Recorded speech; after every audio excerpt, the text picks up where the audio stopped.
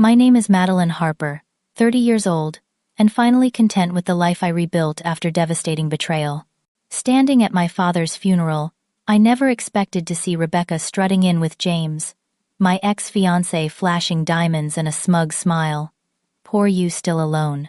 "And I'm bathing in luxury," she whispered, thinking she had won. I simply smiled and said, "Meet my husband." The look on her face when she realized who Matthew was priceless. Before I dive into my story, let me know where you're watching from in the comments below. Hit that subscribe button and like this video if you've ever had to face someone who tried to destroy you but found strength instead. Rebecca and I grew up as close as sisters could be. At least that's what I thought. 2 years apart, we shared clothes, secrets, and dreams. Our childhood home in suburban Connecticut was filled with memories of us building forts, putting on plays for our parents, and whispering stories late into the night. But beneath that facade of sisterly love ran a current of competition I was too naive to recognize. While I admired her boldness, Rebecca coveted what I had. When I won a spelling bee in 4th grade, she tore my certificate. When I made the cheerleading squad in high school, she suddenly wanted to try out too. I always brushed it off as normal sibling rivalry, making excuses for her behavior, because that's what family does, right? Despite this undercurrent, we remained close through college. I studied marketing at Boston University, while she pursued fashion design at Parsons in New York.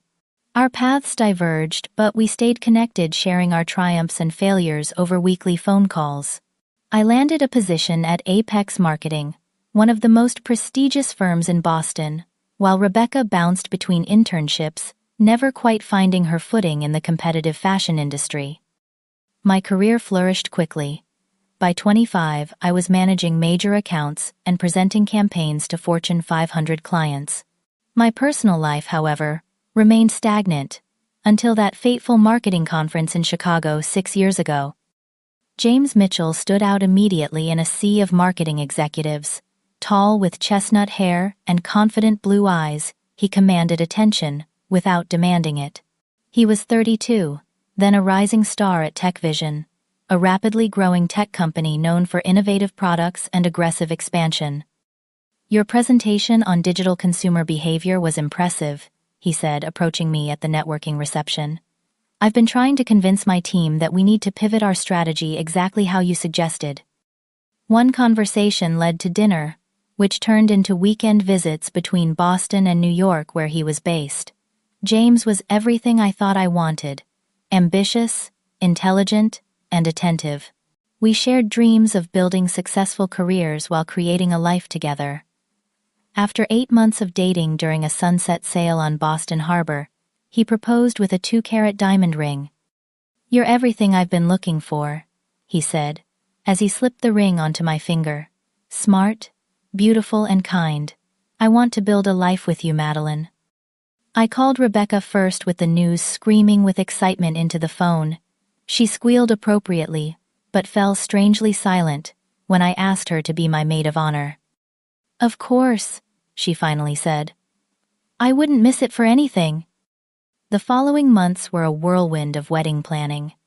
We set a date for June 15th, secured a picturesque venue in the Berkshires, and I found a stunning Vera Wang gown that made me feel like royalty. James and I discussed combining our lives in New York, where I would transfer to my company's Manhattan office. Rebecca threw herself into maid of honor duties with unexpected enthusiasm. She organized a lavish bridal shower, helped me select invitations, and accompanied me to every dress fitting. Looking back, the warning signs were there, hidden in plain sight. The way her hand lingered on James's arm when she greeted him. How she always managed to sit beside him at family gatherings. The private jokes they seemed to share. I noticed these things fleetingly, but dismissed them, trusting both my sister and my fiancé implicitly. 3 months before the wedding, I hosted a dinner for my parents, Rebecca and James, at my apartment. Rebecca arrived early to help, wearing a new dress that seemed specifically designed to showcase her figure. "Is that appropriate for a family dinner?" I asked lightly. "Just because you're engaged doesn't mean I can't look good," she replied with a laugh that should have warned me. Throughout dinner, Rebecca dominated the conversation, directing her stories and questions primarily toward James. She touched his shoulder when laughing at his jokes, and refilled his wine glass attentively. When James mentioned a new art exhibit opening in Chelsea, Rebecca immediately exclaimed that she'd been dying to see it. "Maybe we could all go together," she suggested, though her eyes never included me in that all. I caught my mother's concerned glance, but shook off my unease. This was Rebecca being Rebecca, always wanting to be the center of attention. And James. He was just being polite to my sister. I trusted him completely. That trust was the foundation I built my future on. A foundation that was about to crumble beneath my feet, sending me into a free fall I wasn't prepared for. But sometimes the harshest betrayals lead to unexpected strengths. I just couldn't see it yet. The day everything shattered started normally enough. 3 months before our wedding, I was finalizing details with vendors and checking items off my endless to-do list. James had left his phone charging in my apartment while he went for a morning run. When it chimed repeatedly with incoming messages, I glanced over, not intending to snoop, but caught by the preview notifications lighting up his screen. "Last night was amazing. Can't wait to see you again," read the first message from Rebecca. My stomach dropped. Surely there was an explanation. Perhaps they were planning a surprise for me. With shaking hands, I picked up the phone. James had never restricted my access, another sign of the trust I thought we shared. I opened the message thread and felt my world collapse. Months of exchanges between them, flirtatious messages, plans to meet when I was working late, photos I could never unsee, references to their growing feelings and guilt about deceiving me. She'd be devastated if she knew James had written. "What she doesn't know won't hurt her," Rebecca replied. "We deserve happiness too." I sat frozen on my couch, the phone clutched in my hand, reading through message after message, until James returned, flushed from his run, and smiling until he saw my face. "Madeline, what's wrong?" I simply held up his phone, the evidence of his betrayal glowing on the screen. His face drained of color as he realized what I had discovered. "I can explain," he started, but his voice faltered. "Explain what?" "How you've been sleeping with my sister behind my back. How you've been lying to me for months." My voice remained eerily calm, belying the hurricane of emotions within me. He attempted denials at first, claiming it was just harmless, flirting, but faced with the explicit messages, his lies crumbled quickly. "It just happened," he finally admitted, sitting heavily on the armchair across from me. "We didn't plan it. Rebecca and I connected one night when you were on that business trip to Chicago. She was helping me plan your birthday surprise, and we had a few drinks. And decided the perfect surprise would be to betray me with my own sister." The sarcasm in my voice was sharp enough to cut. James had the decency to look ashamed, but his next words revealed everything about his character. "I care about you, Madeline, I really do. But with Rebecca, there's this passion, this connection I can't explain." I removed my engagement ring and placed it on the coffee table between us. "I think you should leave. Now." After he left, I sat in stunned silence for hours before anger propelled me to Rebecca's apartment in Brooklyn. I pressed her buzzer repeatedly until she answered, her voice annoyed through the intercom. "What? Who is it?" "It's your sister. Open up." The moment she opened the door, she knew. Perhaps it was my red-rimmed eyes, or the absence of my engagement ring, but her expression shifted from surprise to a strange mixture of defiance and guilt. "James told you," she said flatly, not even attempting to deny it. "No, your text messages did." I pushed past her into the apartment. "How could you? My fiancé, my sister." Rebecca crossed her arms defensively. "It's not like I planned it. We just connected on a level that you and he never did. We were planning our wedding. We had a life mapped out." My voice broke, despite my efforts to remain composed. Then came the words that revealed the true nature of her betrayal. With a cold smile that didn't reach her eyes, Rebecca said, "You always got everything you wanted, Madeline. The grades, the career, the perfect fiancé. Now it's my turn. James and I are in love. Real love. Not the safe, boring relationship you had. The calculated cruelty of her words stunned me into silence. This wasn't an impulsive mistake or a moment of weakness. This was deliberate, a systematic undermining of my happiness born from years of resentment I hadn't fully recognized. The following weeks passed in a blur of pain and practical nightmares. Canceling a wedding 3 months before the date meant lost deposits, awkward phone calls to guests, and returning gifts that had already arrived. Each task was a fresh reminder of what I had lost. Explaining the situation to family and friends was excruciating. Some expressed outrage on my behalf, while others uncomfortably suggested that these things happen, and maybe it was for the best. A few even implied that perhaps I had been too focused on my career and neglected my relationship, somehow making James's betrayal understandable, if not justified. Most devastating was my father's response. While initially angry, he eventually adopted a life's too short for grudges attitude. "She's still your sister," he said during a difficult dinner at my parents' home. "Family has to stick together through everything." "Even when family is the one who betrays you?" I asked incredulously. He sighed, looking suddenly older.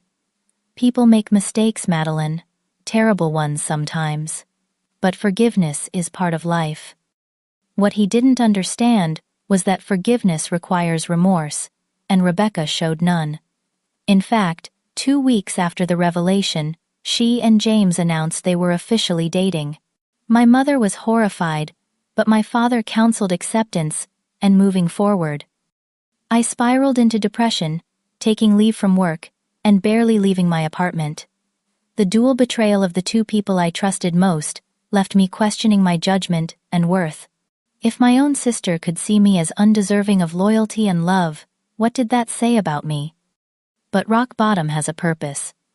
When you hit it, you can finally stop falling and start climbing. I just didn't know yet how high that climb would take me. The morning I decided to reclaim my life began unceremoniously. 6 weeks after discovering the betrayal, I woke to sunlight streaming through blinds I hadn't opened in days. A job offer I'd received before the engagement implosion sat on my kitchen counter, nearly buried under takeout containers and unopened mail. It was from Horizon Marketing in Seattle, practically across the country from my current shattered life. I picked up the letter, rereading the enthusiastic offer to lead their digital marketing division. The deadline for acceptance had passed weeks ago, but something compelled me to call the number listed. "Actually, we haven't filled the position yet," said Diane, the HR director, after I explained my situation vaguely. "We were quite disappointed when we didn't hear back from you. If you're still interested, when could you start?" "How about 3 weeks from now?" I heard myself say, surprising, even myself with the decisiveness. That call became my turning point. I gave notice at my Boston apartment, arranged a transfer of my most essential belongings to Seattle, and informed my workplace of my departure. When my mother learned of my plans, she was distressed. "You're running away, Madeline. This won't solve anything." "I'm not running away," I corrected her. "I'm running towards something new. There's a difference." Seattle welcomed me with its characteristic rain and unexpected warmth from my new colleagues. I rented a modern apartment downtown, with views of Puget Sound, deliberately choosing a place that bore no resemblance to my Boston home. New city, new home, new beginning. But geography alone couldn't heal the wounds of betrayal. During my second week in Seattle, I had a panic attack in a grocery store when I glimpsed a woman who resembled Rebecca. The incident forced me to acknowledge that distance wasn't enough. I needed to actively process what had happened. I found Dr. Carolyn Thompson, a therapist specializing in trauma and betrayal. Our weekly sessions became anchors in my new life. "What your sister and fiancé did was about them, not you," she emphasized, during one particularly difficult session. "Their actions reflect their character, not your worth." "But shouldn't I have seen it coming?" I asked, still searching for what I had missed. Betrayal blindsides us precisely because we trust. That's not naivety, Madeline. That's being human. Slowly, I began rebuilding. Work provided purpose and distraction. I threw myself into projects proving my value to my new company, while rediscovering my passion for marketing strategy. My team responded to my leadership with enthusiasm, and within 6 months, our campaigns were winning industry recognition. Outside of work, I forced myself to engage with life again. I joined a hiking group discovering the therapeutic effects of climbing mountains and breathing pine-scented air. I took cooking classes, finding satisfaction in creating nourishing meals for myself when previously I had existed on convenience foods and restaurant deliveries. Most importantly, I made new friends who knew nothing of my history. Alicia, a graphic designer at Horizon, became my first real friend in Seattle. She invited me to book clubs and gallery openings, gently coaxing me back into social situations. Through her, I met others: Marcus, a landscape architect with a booming laugh; Sophie, a pediatric nurse with endless compassion; and Daniel, a software engineer, who shared my love for obscure indie films. They became my chosen family, providing support without the complicated history of my biological one. With them, I could be the Madeline I was becoming, not the one defined by betrayal. Occasionally, news of Rebecca and James reached me through mutual friends or family calls. They had moved in together shortly after I left. Rebecca had landed a job at a boutique fashion house, partly due to James's connections. They traveled extensively, posting enviable vacation photos from Bali, Paris, and the Amalfi Coast. From the outside, their life looked picture perfect. My mother, trying to be sensitive, rarely mentioned them, but my father regularly updated me on your sister's life, as though maintaining this connection would somehow preserve our fractured family. Rebecca and James just bought a condo in Tribeca, he mentioned during one call. Really beautiful place. You should see it sometime. Dad, I'm not going to visit their home, I replied, trying to keep frustration from my voice. She's still your sister, Madeline. At some point you'll need to move past this. These conversations left me feeling gaslit, as though my continued hurt was a personal failing, rather than a natural response to profound betrayal. But therapy had given me tools to process these feelings, without being overwhelmed by them. 18 months after moving to Seattle, I realized something had shifted within me. I no longer tensed when seeing happy couples. I could hear Rebecca's name without an immediate stab of pain. The betrayal would always be part of my story, but it was no longer the defining chapter. One evening, after a particularly successful campaign launch, I walked along the waterfront, watching the sunset paint the sky in spectacular oranges and pinks. For the first time in nearly 2 years, I felt genuinely happy, not just distracted from pain. The realization brought tears to my eyes, but they were tears of release, not sorrow. My phone buzzed with a text from Alicia: celebration dinner at Canlis tomorrow. The whole gang's coming. You in? I typed back. Absolutely. Wouldn't miss it. I was ready to not just exist, but live again. And that openness to life was about to lead me to someone who would help me understand why everything had to fall apart before it could be rebuilt stronger than before. 3 years after the betrayal, my life in Seattle had found its rhythm. I had been promoted to Director of Digital Strategy at Horizon Marketing, leading a team of 15 talented professionals. My friendships had deepened, and I had even cautiously dated a few men, though nothing progressed beyond a handful of pleasant but ultimately forgettable evenings. Then came the Robinson Tech account, a major corporation looking to revamp their entire marketing strategy. Securing this client would put Horizon on the map nationally, and represented months of preparation and pitch development. The CEO is notoriously demanding, warned my boss Gerald as we prepared for the final presentation. Matthew Taylor built Robinson Tech from nothing, and has rejected every major marketing firm they've met with. He's brilliant but particular. Don't take it personally if he passes. I spent weeks perfecting our proposal, researching Robinson Tech's market position, and identifying untapped opportunities. By the time presentation day arrived, I knew our pitch inside and out, but still felt the flutter of nerves as we waited in the Robinson Tech conference room. When Matthew Taylor walked in, he wasn't what I expected. Based on his reputation, I had imagined someone older, perhaps stern and intimidating. Instead, Matthew was in his late 30s, with kind brown eyes that crinkled at the corners, when he smiled, and an unassuming presence that nonetheless commanded attention. "Sorry to keep you waiting," he said, shaking hands with each team member. When he reached me, his handshake was firm, his gaze direct. "You must be Madeline Harper. I was impressed by the preliminary materials you sent over."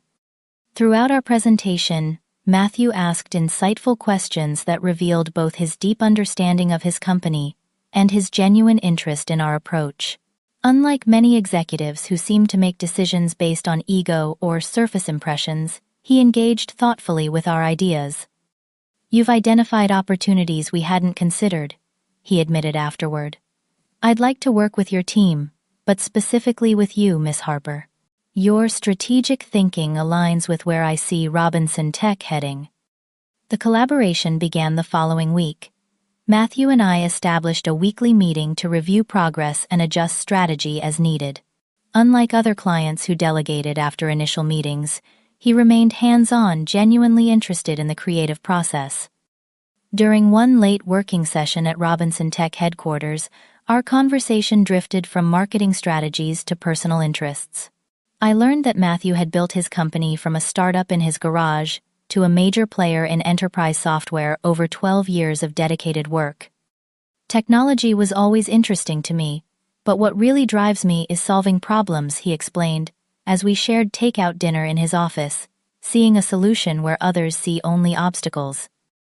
"Is that why you named the company Robinson?" I asked, after Robinson Crusoe solving problems on his island. He looked surprised, then laughed. "You're the first person who's ever made that connection. It was actually my grandfather's name, but I like your interpretation better. Maybe I'll use that story from now on." Something shifted that evening.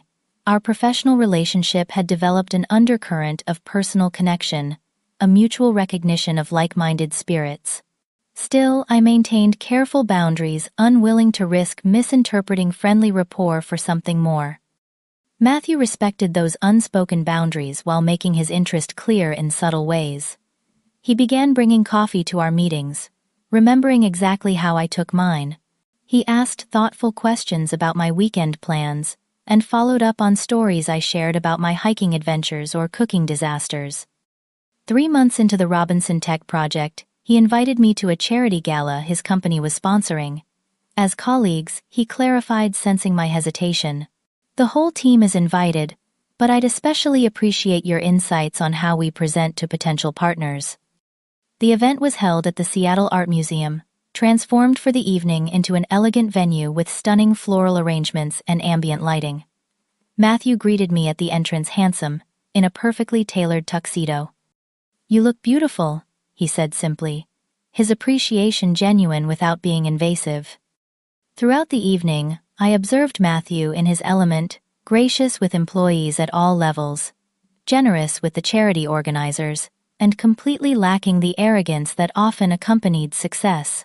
When a waiter accidentally spilled water on his sleeve, Matthew helped the mortified young man clean up the mess quietly, assuring him it was no problem. "You're not what I expected," I admitted during a quiet moment on the museum's terrace, the Seattle skyline glittering before us. "What did you expect?" "I don't know. Someone more." I searched for the right word. "Full of himself," Matthew suggested with a self-deprecating smile. "Maybe. Success changes people, usually not for the better." "My mother would agree with you," he said. "She reminds me regularly that I put my pants on one leg at a time just like everyone else." As the evening drew to a close, Matthew walked me to my car. The air between us had changed, charged with unspoken possibility. "I've enjoyed working with you, Madeline," he said.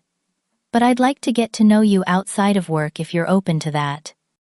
The familiar fear rose within me, memories of James and his betrayal flashing through my mind. Matthew seemed to sense my hesitation. "Just dinner," he added gently. No pressure, no expectations. Just two people getting to know each other better. I took a deep breath. I should be honest with you. My last relationship ended badly, and I'm still cautious about getting involved with someone. I appreciate your honesty. For what it's worth, I respect caution. It usually means someone values themselves enough to be careful with their heart. He handed me his card with his personal number written on the back. The ball's in your court. If you decide you'd like to have dinner sometime, just let me know. It took me 2 weeks to call him. 2 weeks of internal debate and conversations with my therapist about healthy risk-taking versus self-protection. You can't avoid connection forever, because one person betrayed you, Dr. Thompson pointed out. That gives them power over your future. Our first date was at a small Italian restaurant overlooking Lake Union. With work no longer our focus, we discovered shared interests in historical documentaries, mystery novels, and terrible science fiction movies that were so bad they became good again. My college roommate and I had a tradition, Matthew explained, laughing. Every finals week we'd watch the worst sci-fi movie we could find as stress relief. Nothing puts academic pressure in perspective like watching aliens with visible zipper lines in their costumes.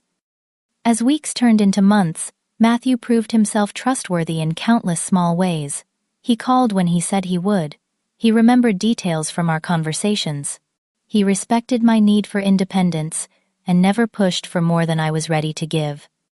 When I finally told him about James and Rebecca 6 months into our relationship, he listened without interruption, holding my hand across his dining table. I understand now why trust doesn't come easily to you, he said when I finished. Thank you for sharing that with me. It couldn't have been easy. It still affects me, I admitted. Sometimes I worry I'm looking for signs of betrayal that aren't there. Then we'll take things at whatever pace feels right for you, he replied. I'm not going anywhere, Madeline. And he didn't. Matthew became my partner in the truest sense of the word, someone who stood beside me rather than trying to stand in front of or behind me. With him, I learned that real love wasn't about grand gestures or intense passion that burned quickly. It was about consistent presence, mutual respect, and a deep friendship that formed the foundation for everything else. I was falling in love again, but this time with my eyes wide open, and what I saw looking back at me was everything I hadn't known I needed. After 2 years of dating, Matthew and I had developed a relationship built on mutual respect, shared values, and genuine love. We had settled into comfortable routines: Sunday morning hikes, followed by brunch at our favorite cafe, weeknight cooking experiments in his spacious kitchen, and quiet evenings, reading together on his terrace overlooking Lake Washington. I had maintained my apartment downtown, though I spent most nights at Matthew's house, a modern yet warm home in Madison Park. The arrangement gave me the independence I still cherished, while allowing us to build a life together. When Matthew proposed, it wasn't during a grand gesture or public spectacle. It was on an ordinary Tuesday evening, as we prepared dinner together, chopping vegetables side by side. I was thinking, he said casually, that life is better with you in it. Every day. And I was wondering if you might want to make that arrangement permanent. I looked up to find him holding a small velvet box, instead of the bell pepper he had been slicing. Inside was a simple but elegant emerald-cut diamond set in platinum. It's not the most romantic proposal, he continued when I remained silent in surprise. But I wanted it to be honest, like us. I love our everyday life together, Madeline. I want a lifetime of these ordinary moments that become extraordinary because we're sharing them. The ring was beautiful, but what moved me more was the thoughtfulness behind his choice. He hadn't tried to outdo James's proposal or ring. Instead, he had chosen something that reflected our relationship, straightforward, elegant, and genuine. But despite my love for Matthew, panic flared.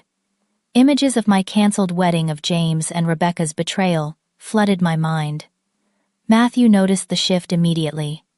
"Talk to me," he said, setting the ring box on the counter and taking my hands. "Whatever you're thinking, we can figure it out together." "I want to say yes," I admitted, my voice shaking slightly. "But I'm scared. Last time, I planned a future with someone. I know, he said softly. And I'm not asking you to forget that happened, or pretend it didn't affect you. It's part of what made you the woman I fell in love with. He led me to the living room couch, the vegetables forgotten on the cutting board. We sat facing each other, still holding hands. I'm not James, he said simply. And this isn't that relationship. We've built something different, something stronger, because it's based on who we really are, not who we pretend to be. We talked for hours that night about fears and hopes, about what marriage meant to each of us, about the life we wanted to build together. By the time we returned to the kitchen to salvage our dinner preparations, I had said yes, and the ring fit perfectly on my finger. Unlike my first engagement, we planned a small, intimate ceremony. No grand venue in the Berkshires, no hundreds of guests, no elaborate princess gown. We married 6 months later on the shores of Lake Washington, with only 30 of our closest friends and family in attendance. My parents came, though my relationship with them remained complicated. My father especially seemed unable to understand why I still maintained distance from Rebecca, who was pointedly not invited, despite his repeated suggestions that a wedding is a time for family to come together. This is about starting our life together, I explained firmly, when he brought it up for the third time, not about revisiting past hurts. Our wedding day dawned clear and bright, unusual for Seattle in April.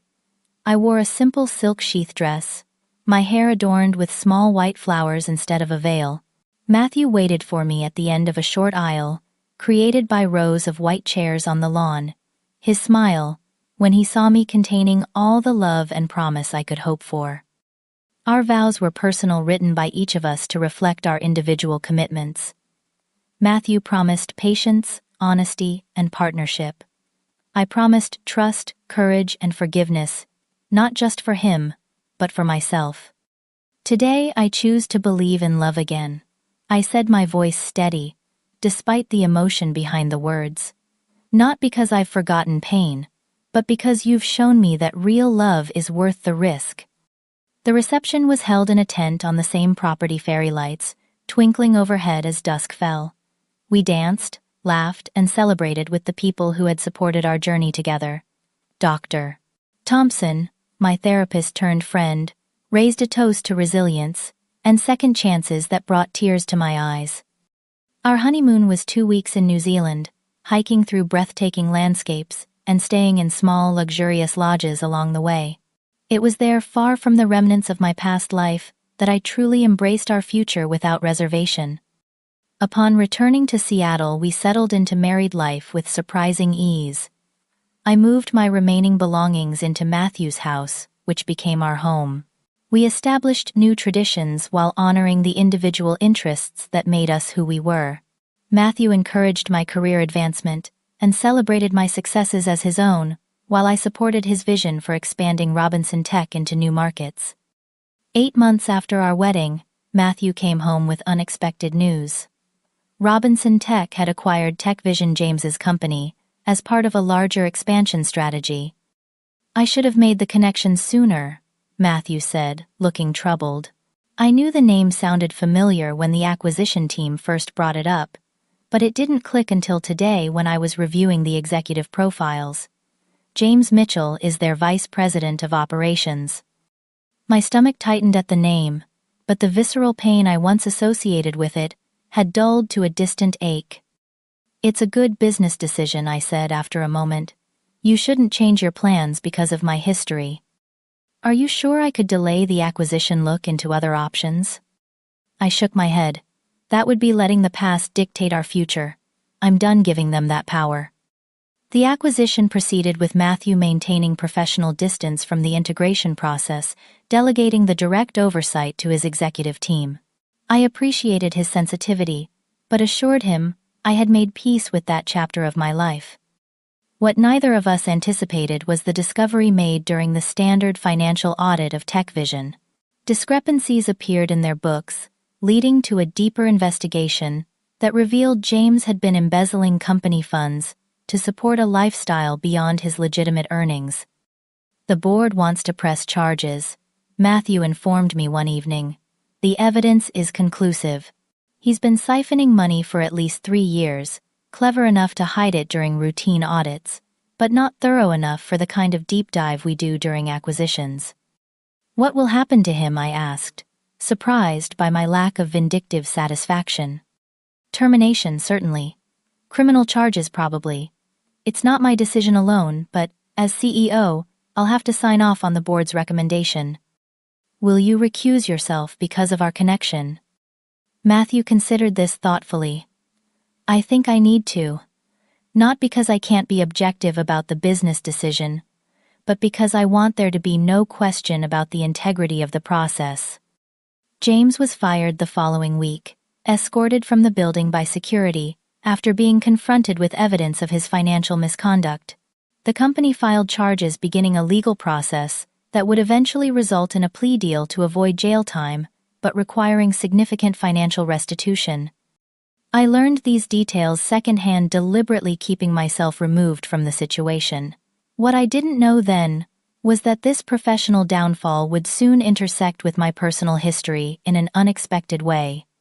3 weeks after James's termination, my father called with news that blindsided me. He had suffered a mild heart attack but was stable and recovering well. Despite our complicated relationship, I immediately booked a flight to Connecticut, with Matthew arranging to join me 2 days later, after completing some unavoidable business obligations.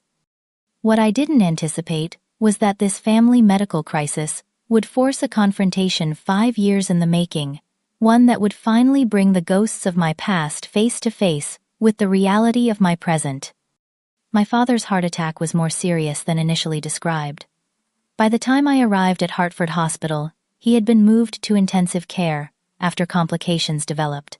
My mother, looking years older than when I had last seen her at our wedding, met me in the waiting room. "They're doing everything they can," she said, her voice betraying exhaustion. "The next 24 hours are critical."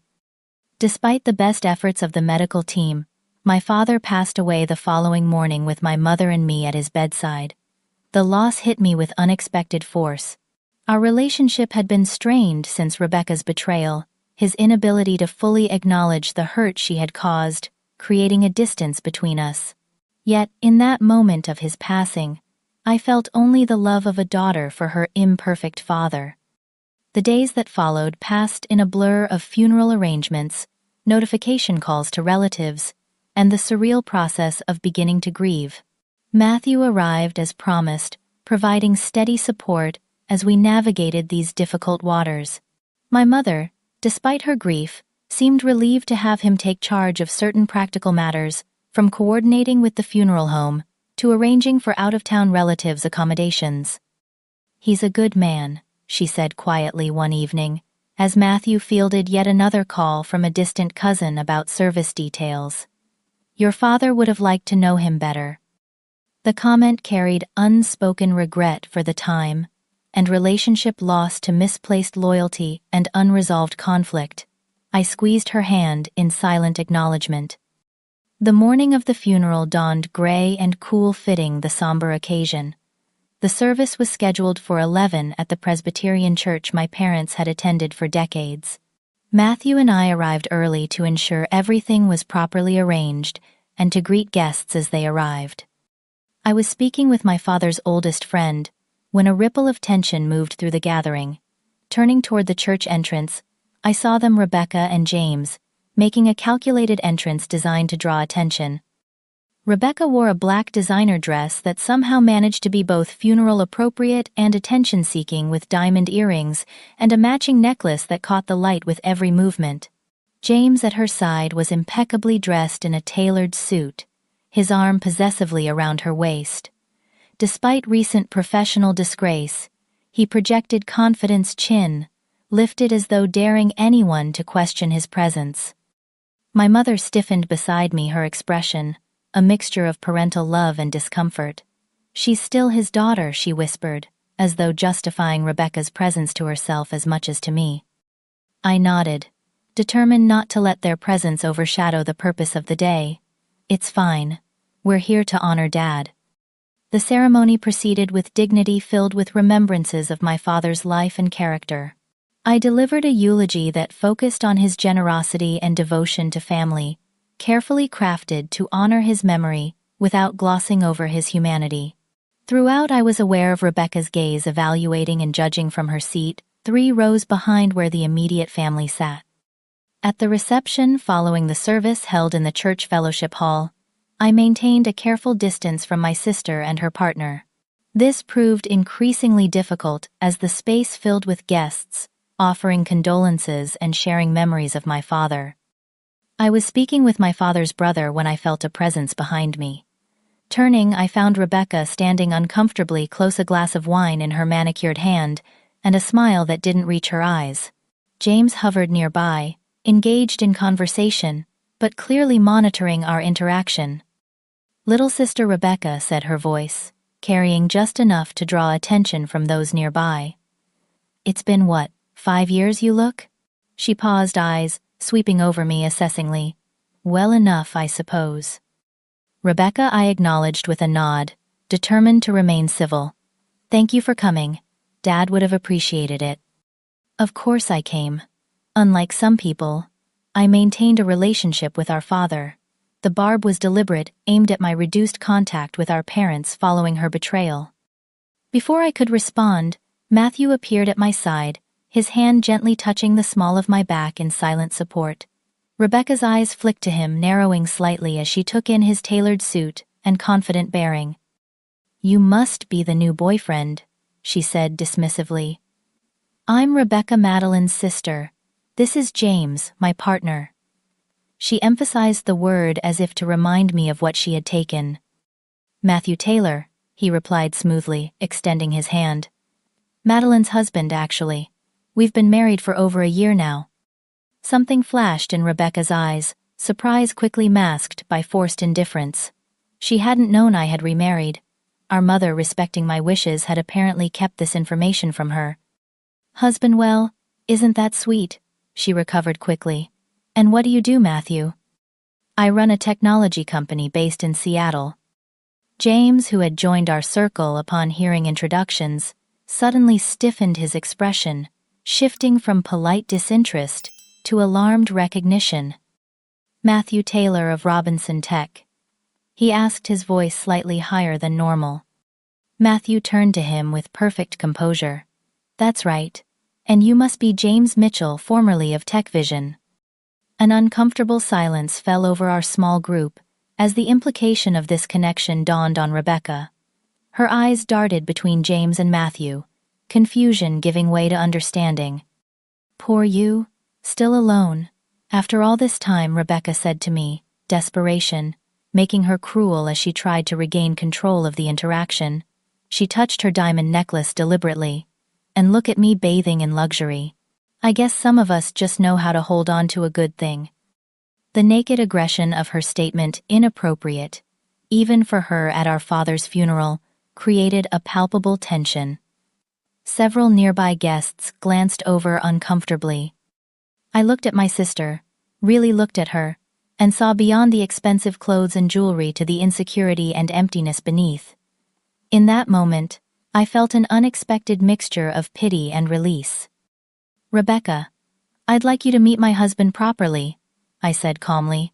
"Matthew Taylor, CEO of Robinson Tech, which recently acquired TechVision." I turned to James, whose complexion had paled significantly.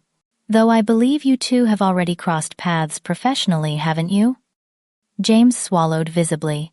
"Mr. Taylor, I didn't realize that I was married to the woman whose life you helped upend." Matthew's tone remained conversational, but there was steel beneath it.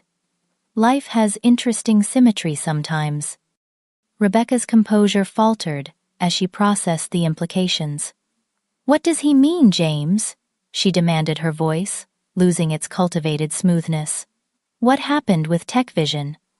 James shifted uncomfortably. "I was going to tell you," he muttered. "There were some issues at work. I'm between positions right now." "Between positions?" Matthew raised an eyebrow. "That's certainly one way to describe being terminated for financial misconduct." The color drained from Rebecca's face. "What is he talking about, James?" Perhaps this isn't the best venue for this discussion, I suggested, quietly aware of the attention we were attracting. But Rebecca was beyond social niceties now. Is it true? She demanded of James. Did you lose your job? Is that why you've been making excuses about the credit cards being declined? Why we had to cancel Aspen? James's attempt to quiet her only fueled her anger. Those diamonds, she hissed, touching her necklace. You said they were real. Are they even real, James? Rebecca, please, he muttered, glancing around at the growing audience. My mother approached, concern etched on her face. What's going on here? Nothing, Mom, I said gently. Rebecca and James were just leaving to discuss some private matters. Rebecca turned to me, fury and humiliation battling in her expression. For a moment I glimpsed the wounded little girl beneath the polished exterior, the sister, who had always felt second best, and had built her identity around taking what wasn't hers. This isn't over, she said. But the threat sounded hollow even to her own ears. Actually it is, I replied softly. It has been for a long time. I wish you well, Rebecca. I really do. As they left, Rebecca arguing with James in fierce whispers, my mother touched my arm. I'm sorry, she said simply, for everything. Your father wanted to believe family could overcome anything. He couldn't see that sometimes the harm comes from within the family itself. I hugged her, feeling a shift in our relationship, a new understanding, forming from shared grief and belated recognition. I know, Mom. I know he did his best with the tools he had. Matthew stood beside us, his presence, a reminder of the life I had built from the ashes of betrayal. In that moment, surrounded by the complicated tapestry of family loss and love, I understood that sometimes closure doesn't come in the form we expect. Sometimes it arrives unannounced in a church fellowship hall wearing diamonds that might not be real after all. After the confrontation at the funeral reception, Matthew and I retreated to a quiet corner of the church garden. The late afternoon sun cast long shadows across the carefully tended flower beds, a peaceful contrast to the emotional turbulence inside. Are you okay? Matthew asked, his hand warm and steady in mine. I considered the question carefully. Yes, I said finally. Better than I expected to be, actually. Seeing them together used to feel like having the air punched from my lungs. Today it just felt sad. Sad for them, not for me. Matthew nodded, understanding, without need for further explanation. This was one of the countless reasons I loved him, his ability to give space for my feelings without trying to fix or minimize them. I never wanted revenge. I continued watching a pair of chickadees flit between the branches of a nearby maple. But there's a certain symmetry to how things turned out, isn't there? Life has its own justice sometimes, he agreed. Though, I want to be clear that James's termination was purely business. The financial improprieties were serious and would have resulted in the same outcome, regardless of who he was. I know that, I assured him. You've always had integrity in everything you do. It's one of the reasons I fell in love with you. We sat in comfortable silence until my mother found us, her eyes red-rimmed but her expression calmer than it had been all day. Most of the guests have left, she said, settling onto the bench beside me. Just family and a few close friends still inside. How are you holding up? I asked, concerned. By the new lines grief had etched around her eyes. 1 minute at a time, she replied honestly. Your father wasn't perfect, Madeline, but he loved us all very much. He just never knew how to navigate the hurt between his daughters. I know, Mom. I've made peace with that. She hesitated, then added, Rebecca left. After quite a scene with James in the parking lot.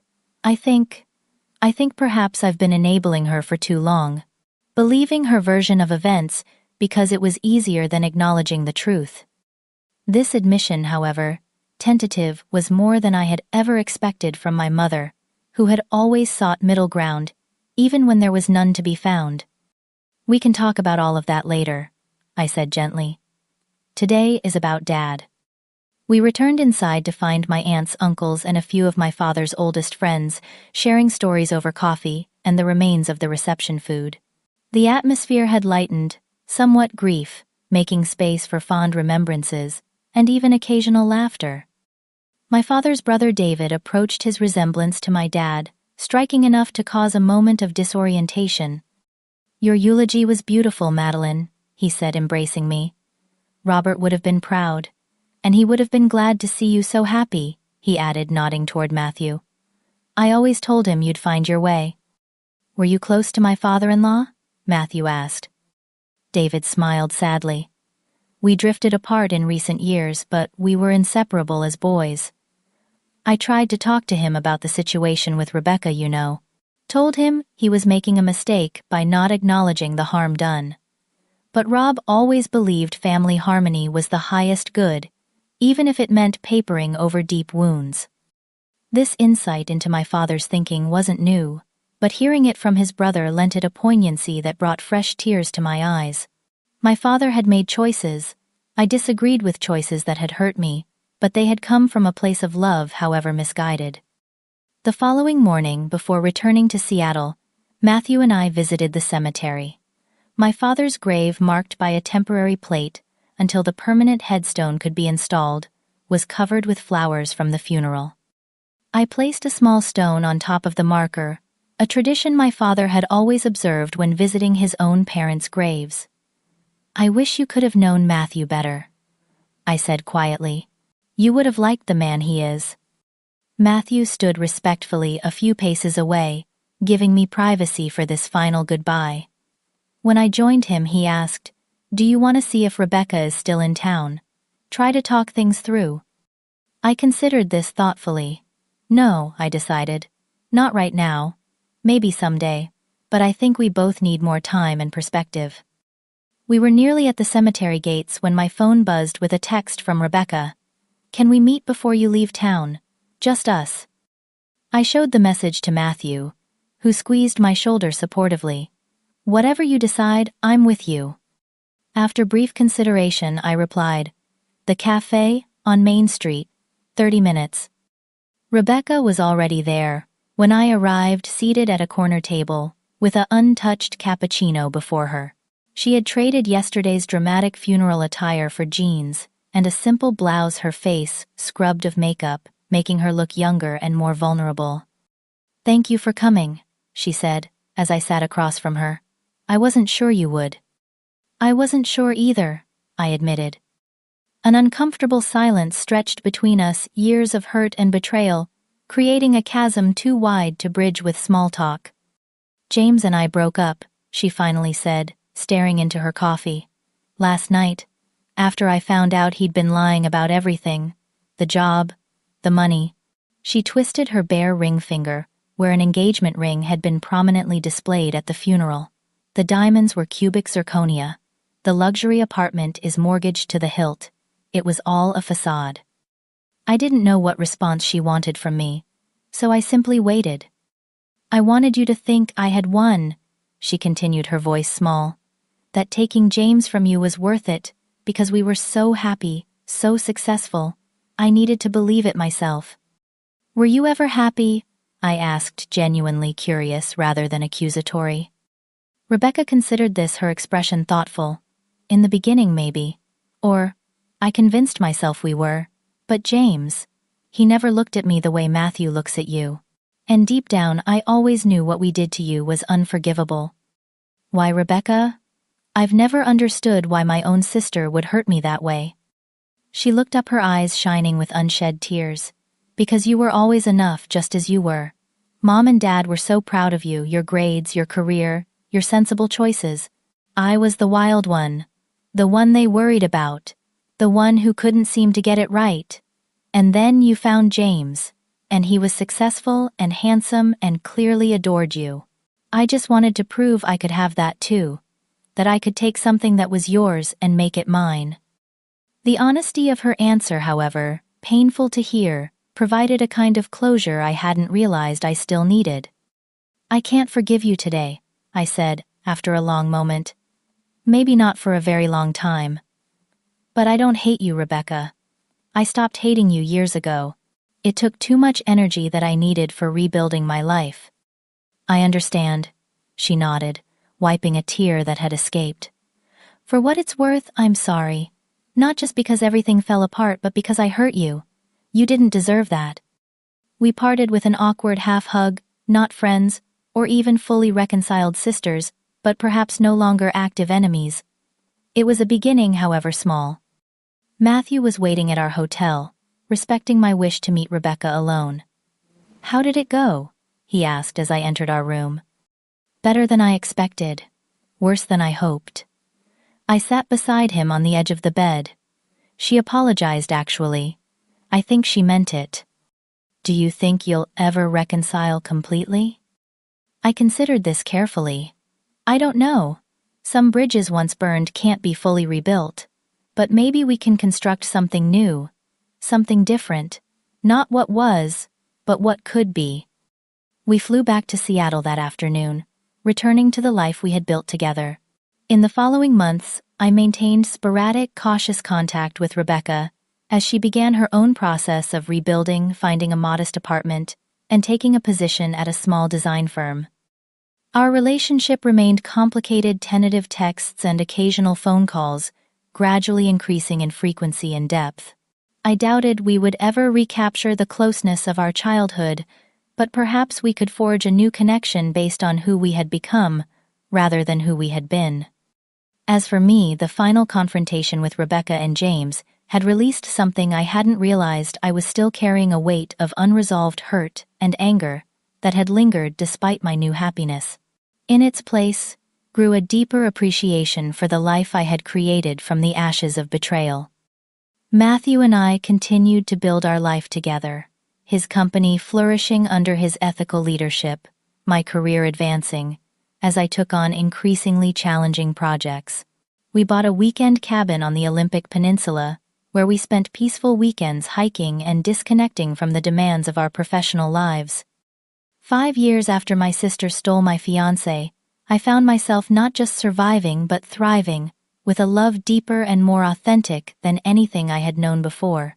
The betrayal that once defined me had become merely a chapter in my story, not its conclusion. I learned that trust once broken can be rebuilt, but it requires willing participants and consistent effort. That forgiveness isn't a single moment but a process, sometimes lifelong. That family is both who we're born to and who we choose, and sometimes the family we choose provides the healing our birth family cannot. Most importantly, I learned that while we can't control the actions of others, we always have a choice in how we respond. We can remain trapped in bitterness, or we can use even the deepest wounds as catalysts for growth and transformation. Life rarely follows the path we expect, and the detours, however painful, often lead us exactly where we need to be. Had Rebecca and James not betrayed me, I might never have moved to Seattle, never met Matthew, never discovered my own resilience and capacity for rebuilding. This isn't to say I'm grateful for their betrayal, but I am grateful for the woman it forced me to become, for the life it ultimately led me to create. Sometimes the greatest gift emerges from our deepest pain, if we have the courage to keep moving forward. Have you ever experienced betrayal that ultimately led to something better? I'd love to hear your stories in the comments below. And if you're currently walking through your own valley of betrayal, please know that healing is possible. The path isn't linear, and it isn't quick, but it is real. Thank you for listening to my story. If it resonated with you, please like this video and subscribe to my channel for more authentic conversations about life's challenges and triumphs. Remember, your worth is never determined by someone else's inability to see it. Wishing you strength on your journey, whatever path you're walking.